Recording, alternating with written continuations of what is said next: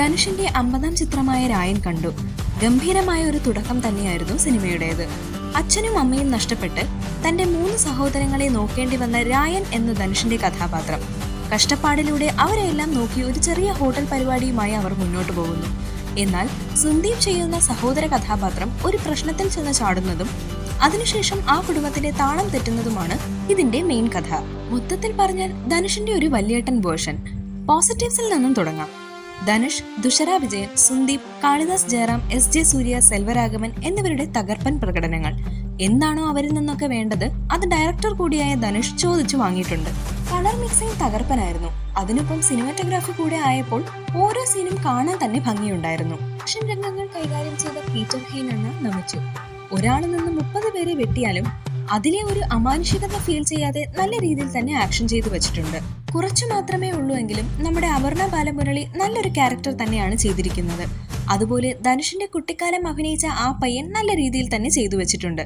ആ ക്യാരക്ടറിനോട് നമുക്ക് തുടക്കത്തിൽ തന്നെ ഒരു ഇഷ്ടം കൂട്ടാൻ ഇത് സഹായിച്ചിട്ടുണ്ട്. എന്നാൽ ഈ സിനിമയിലെ ഹീറോ നമ്മുടെ സ്വന്തം AR റഹ്മാൻ തന്നെയാണ്. എന്തൊരു വർക്കാണ് പുള്ളിക്കാരൻ ഇതിൽ ചെയ്തിരിക്കുന്നത്. പാട്ടുകളായാലും BGM ആയാലും സിനിമയെ നല്ല രീതിയിൽ ബൂസ്റ്റ് ചെയ്യാൻ സഹായിച്ചിട്ടുണ്ട്. അടങ്ങാത്ത അസുരൻ, ഓരായ എന്നീ പാട്ടുകളൊക്കെ തിയേറ്ററിൽ കേൾക്കാൻ അടിപൊളിയായിരുന്നു. Hats off. ക്ലൈമാക്സ് രംഗത്തിലുള്ള രാവണന്റെ റെഫറൻസ് ഒക്കെ നന്നായിരുന്നു.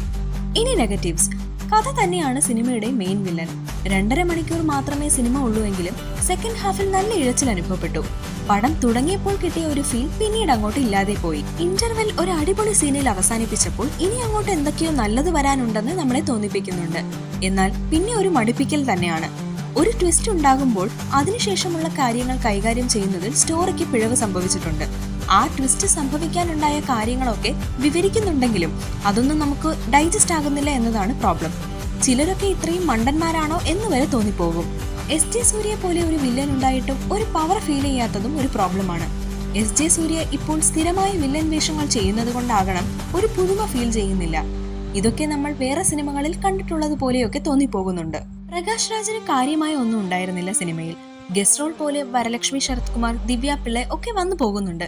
സിനിമ റേറ്റഡ് ആണ്. വയലൻസ് ഉണ്ട്. കാലൊക്കെ വെട്ടി എറിയുന്നുണ്ട്. എന്നാലും റേറ്റഡ് ആകാനുള്ള വയലൻസ് ഉണ്ടോ എന്ന് ചോദിച്ചാൽ ഇല്ല.